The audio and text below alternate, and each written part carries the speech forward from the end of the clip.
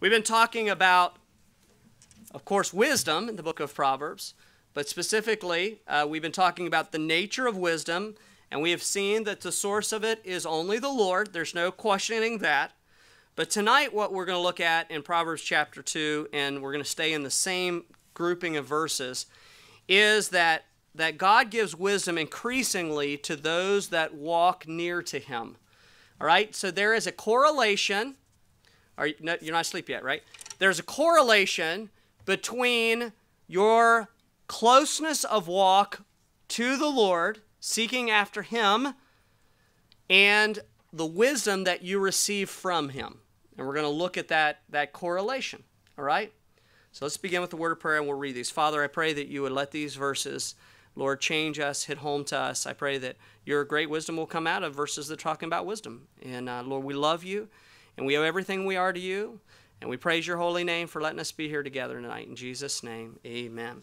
So it says in Proverbs 2, I'm going to start from the beginning, but really our text that we're going to look at picks up in verse number 6. It says, My son, if thou wilt receive my words, and hide my commandments with thee, so that thou incline thine ear unto wisdom, and apply thine heart to understanding. Yea, if thou criest after knowledge, and liftest up thy voice for understanding, if thou seekest her as silver, and searcheth for her as for hid treasure. So you see the passion here that God is trying to instill in the reader to seek after wisdom from Him. Then thou shalt understand the fear of the Lord, and find the knowledge of God. For the Lord giveth wisdom. For the Lord giveth wisdom, verse 6. Out of His mouth cometh knowledge and understanding. He layeth up sound wisdom for the righteous. He is a buckler to them that walk uprightly. He keepeth the paths of judgment, and preserveth the way of His saints.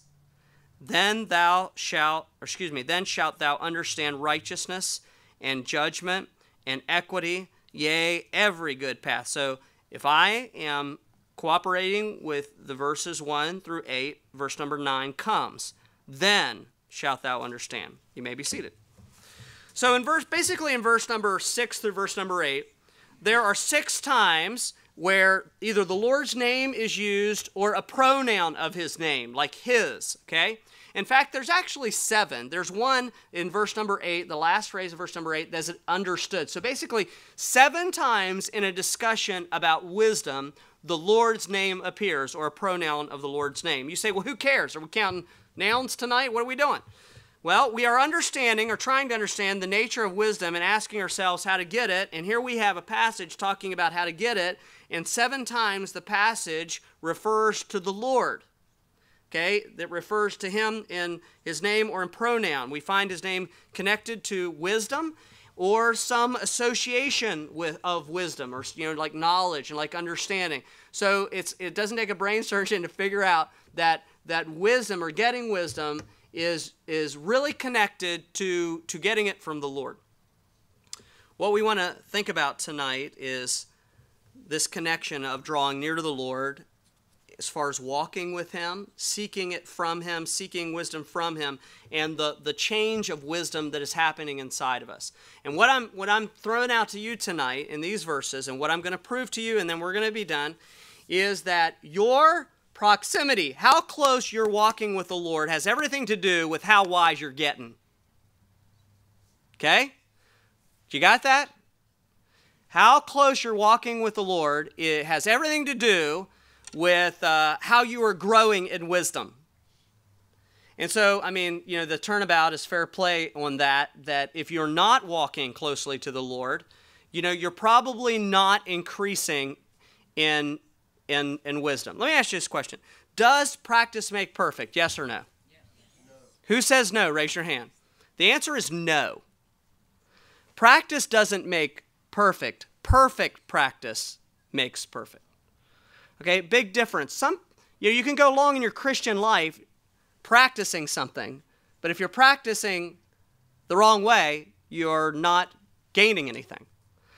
As far as wisdom, you can have longevity of being saved, and that doesn't mean that you're growing and gaining in wisdom. So let's look here at what the correlation is between our walk with the Lord and growing in wisdom. All right, verse number 6, let's start there. It says, For the Lord giveth wisdom. The Lord What's the next word? The Lord what? Giveth wisdom. He giveth wisdom. So don't take that generally like some great big chunk of wisdom thing. Take it personally. Take it very personally of how you're going to get your wisdom. So who gives wisdom? The Lord gives wisdom. It's directly from the Lord. And that causes me just to ask, well, where can I get more? And of course, the answer comes back from the Lord. He is more wisdom to us. How do I grow in wisdom? I need to keep coming back to who? The Lord. Okay, this is easy. I just got to keep coming back to the Lord for the wisdom. The Lord dispenses it, for giveth. The idea giveth. He giveth wisdom. He dispenses it. And if you want to grow in wisdom, you are going to need to walk near to him in intimacy to get it. And what we are starting to see here in our study of wisdom is that wisdom isn't some big chunk that the Lord throws down on you and just nails you with it. Like, bing, he is wise. No, wisdom is something the Lord dispenses in small amounts that grows over time as you come and walk closer and closer and closer to him. And your wisdom grows in direct proximity or direct correlation to the closeness of time, over time, that you're spending with him. He gives it to you gradually in installments as you face different life experiences and continue to come to him, seeking him, walking with him, spending time with him, reading, hearing, but I'm getting ahead of myself. Notice the next part of verse number 6. It says, out of his what? Out of his mouth cometh knowledge and understanding. Okay, now wait. Now something else is going on here. What comes out of people's mouths? Words. It's exactly right. Words come out of people's mouths. Out of the Lord's mouth are his. I know that none of you are expecting to walk across the field. You have you need an answer to a problem. You really need God's wisdom, and you hear this great voice. Pick B. I think you understand that God has given us the words of his mouth right here in his word. That's why we call it the word. So here the scripture, it just says, out of his mouth cometh knowledge and understanding. It's very clear that I need to go to his mouth to get it. You can picture in this phrase, do you think about anyone in the New Testament specifically that was sitting and listening to Jesus? When I read this phrase, out of his mouth cometh knowledge and understanding, I think about the little debate that went back and forth between Mary and Martha. And how Mary was sitting at Jesus' feet and she was getting his words, the words out of his mouth. She was doing what she needed to do to get wisdom. She was doing the better thing. And I picture, I think probably Martha responded to Jesus' rebuke, and I can imagine Mary and Martha and Lazarus sitting at the feet of Jesus, listening to him and gaining understanding. It's the last part of verse number 6. It's exactly what you and I do. We need to sit at the Lord's feet for extended times. I don't want to just nail it with daily, but extended times in the course of a week. We need to sit and long and listen. We want wisdom for the things that we do, but unfortunately we have we invest 25 hours in thinking about the problem and 3 minutes in listening to the words of the Lord. Do you got that? Do you understand? You understand that's bad math? Okay, so here we need to sit at the Lord's feet, the end of verse number 6, and to hear from his mouth the wisdom. We need to hear from the word, pondering on his word. We need to listen to him also in prayer as we open up our hearts to him. And as he reveals things that we have read, or he reveals many times the right thing that we're supposed to do as we are listening in his word, as we are opening up our hearts to him in prayer. Like Martha, we allow ourselves to get too busy. Let me stop right there, because we're talking about where wisdom comes from, and it comes from the Lord, and it comes out of his mouth. Okay? But if you're not sitting there with Mary listening, you're not going to get the wisdom. Martha wrapped herself up. This is Luke chapter 10, 38, if you ever want to even look at it later. But Martha wrapped herself up in preparing for Jesus food.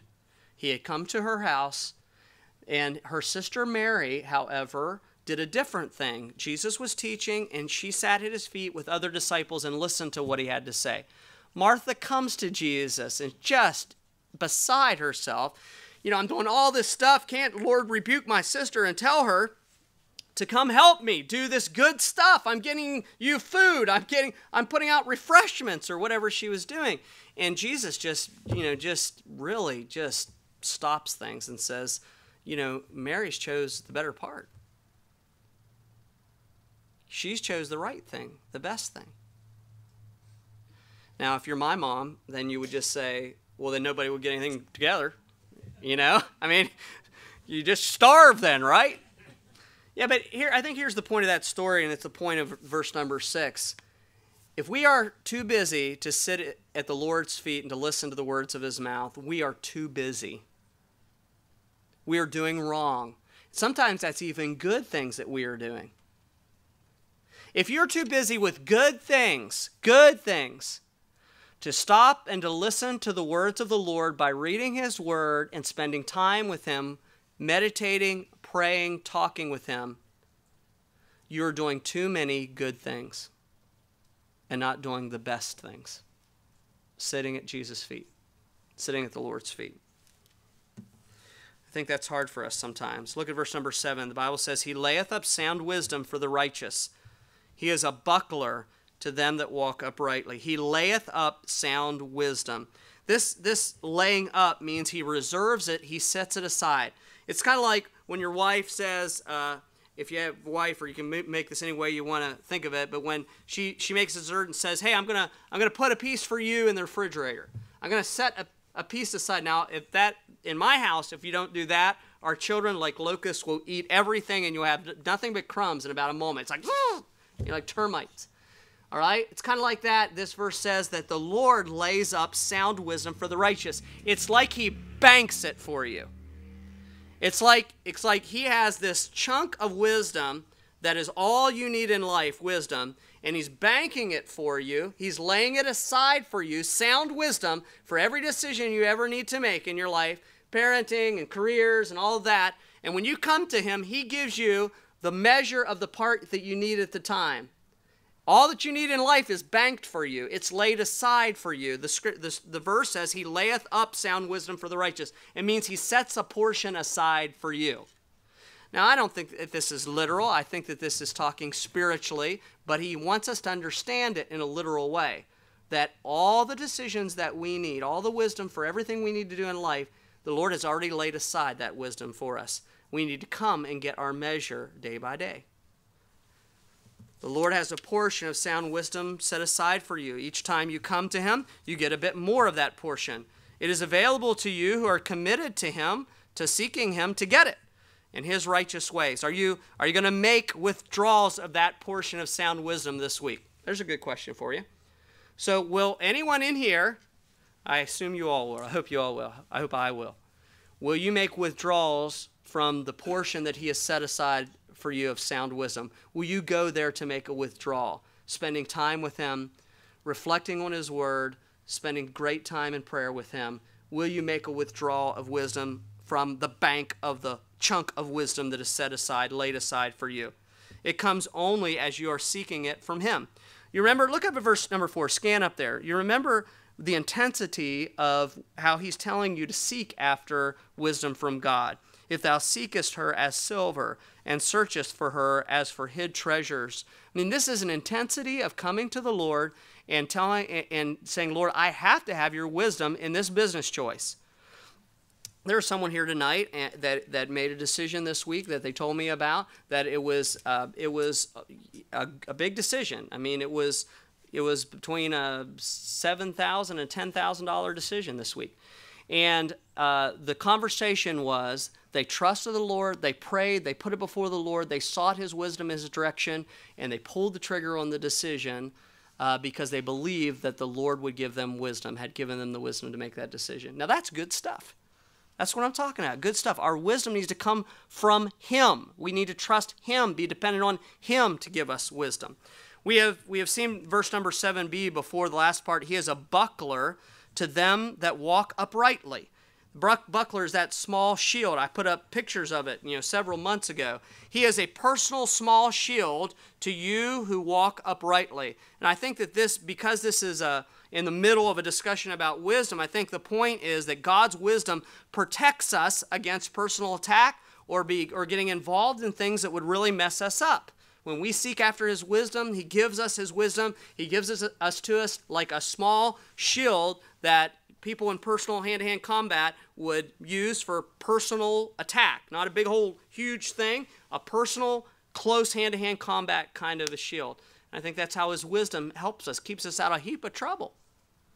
Now you think about, many of you have relied on God's wisdom for many, many years in your life. And you think about all the problems that has kept you out of. We talked about that, sometimes the Lord wants us to go through negative times and problems. But there's another side of that the Lord, his wisdom is a help to keep us out of things that would destroy us, that would really, really hurt us. We move on to verse number 8. Verse number 8 speaks again of getting wisdom from God. Notice it says, he keepeth the paths of judgment. He keepeth the paths of judgment and preserveth the way of his saints. Again, this is in the context of a believer going to the Lord for wisdom. He keepeth the paths of judgment. Keepeth means to guard. God guards the paths of judgment. Now look here, okay? We're almost done tonight. The word paths in the first part of the verse is different than the word way in the end part. The word paths in the first part, God chose to use a word that means a well-worn path. A path that doesn't have any weeds growing up because it's well-worn. I mean, people travel it all the time. And he says the way of wisdom is proven. It is well-worn. I keep that path. I am the one who tends that path, God says. I am the one that keeps it such a great and well-traversed path and a very sound path for you to go. The next word, way, in there, notice where it says he preserveth the way of his saints, is in contrast to that. It's not an old path. It's a new path. Do you know that you may go somewhere in your life next week that you have never been before? I don't just mean like New Jersey. I mean like a different direction in your life. Is it scary going a new way? Well, the verse, kind of the illusion of the verse is that the Lord will preserve, or he will come around. He'll hedge about your new way. And the way that he keeps that well-worn path of judgment, of wisdom, is how he will help you in your new path. He will help you as you go this new direction. That just like he guards the path, the well-worn path of judgment, it means a verdict or an answer to a problem or a solution, he is going to guard or encompass your new path, your new way. And that gives great comfort to me. Because sometimes God calls us to go new places. And I praise the Lord that the one who's going to take me to the new place is the one who takes care of the old road. The solid road of wisdom, the solid road of judgment. Emma's 2.5 years old now. She, someone experienced over here before the service that she has eyes for only one person, and it's not Daddy. She is a mama's only girl. She really believes that the sun rises and sets on Amy. There's no one else in life. There doesn't need to be anyone else in life. It's only Mama. She lives, she breathes, she's one with Amy. They are nearly inseparable. All that she needs, she finds in her mother. She learns more and more from Mother. Mother teaches her to do almost everything right now. Everything from using a sippy cup to how, a long time ago, how to come down the steps, to almost everything is taught by Mama. Mother comforts her and protects her and teaches her. Mother is everything to her. In the very same dependent way for the wisdom that we need in our life, we need to look to our Heavenly Father like a 2-year-old looks to their mama. Everything that we need, we find in Him. We have a real Father. He has a real chunk of wisdom set aside. And on that chunk is written, I'm going to pick somebody. Donna, I'm going to pick Donna. Donna's life wisdom. He's got that chunk there for her. She comes to Him and spends intimate time with Him, and she walks away with a chunk of that wisdom to live this week or to live today with. It's laid up for her. In the same way that Emma is so dependent on her mama, we need to be dependent. Busyness is not an option for us. We need pieces of the chunk. It's not an option for us to get too busy. to sit at the feet of Jesus, to sit at the feet of the Word of God and to get it. We can't afford it. We can't afford to be busy even in the good things, that we miss the best things of getting wisdom from the mouth of God. Would you stand, please? The verse ends simply, if you listen to that and you're coming to the Lord for your wisdom, verse 9 ends with this promise: then shalt thou understand righteousness and judgment and equity, yea, in every good path. You can't jump to verse number 9 until you seek after the wisdom from the Lord himself in the first 8 verses. And you're not going to understand every good path unless you come to the Lord for that wisdom.